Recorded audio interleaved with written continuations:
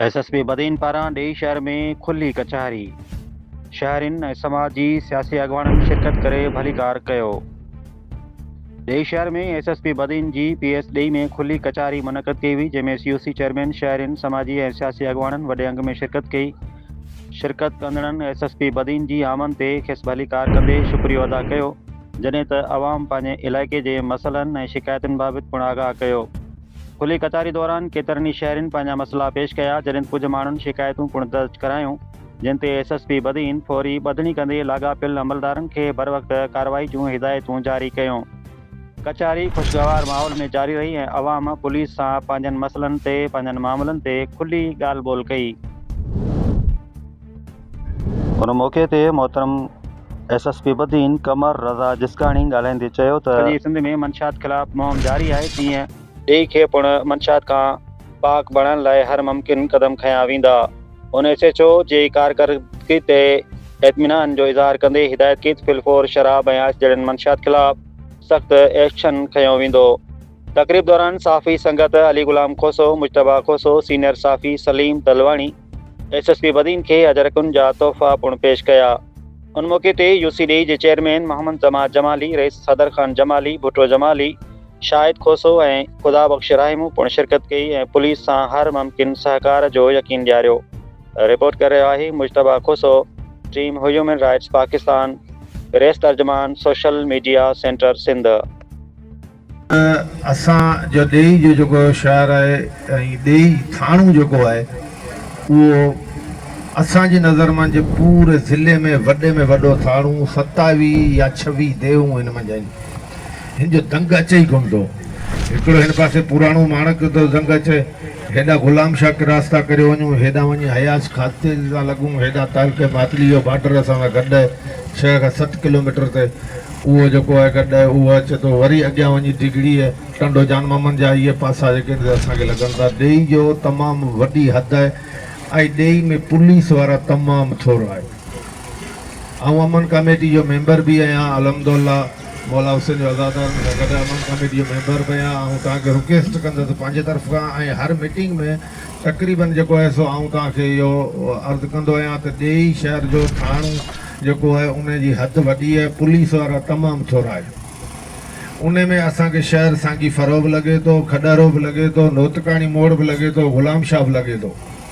ऐं इन्हनि जूं सुठियूं नंढियूं हिकिड़ियूं आबादियूं आहिनि। आबादी जे लिहाज़ सां उहे यूसियूं आहिनि या टाउन आहिनि, उहो हिते शहरनि में जेको आबादी आहे उन में जेको आहे सो माण्हू रहनि था। पोइ तकलीफ़ या ॻाल्हि घोड़ा थींदी आहे त बाबा एसएचओ फलाणो ॾेई या गुलाम शाह या को बि कमु कोन पुॼंदो ई कोन। साईं तव्हां ॾिसो 27 देवनि में जेकॾहिं 10 खां 12 पुलिस वारा हूंदा, उहो राति जो चौकी कनि या ॾींहं जो ड्यूटी कनि। असां सां वॾे में वॾो हितां बॉर्डर जेको आहे सो तहलके मातली जो लॻे थो, ॿुढो कंबराणी पुलिस जी पोस्ट आहे, एएसआई रहंदो आहे, पासे खां आहे। असां राति ॾींहुं असांजा ॻोठ हितां सभु गॾिया पिया आहिनि, बॉर्डर गॾिया पिया आहिनि। न ॿुढे कंबराणी वारा हुते था पुॼनि, न ॾेई वारा था पुॼनि। ॿिन्ही वटि फोर्स कोन्हे, पर महिरबानी करे हिननि खे पहिरीं त फोर्स वधाइणी वञे। ॿी साईं जिन खे रिक्वेस्ट इहा आहे त जंहिं बिल्डिंग में ॾेई जा थाणे वारा रहनि था, उन सां गॾु यूसी जी ऑफिस बि हुई, यूसी जी ऑफिस वारा निकिरी हलिया। सिर्फ़ु ख़ौफ़ मां डप मुंहिंजा इन जे करे जो इहा बिल्डिंग अॼु या सुभाणे किरंदी, बाक़ाइदगी सां किरण वारी आहे।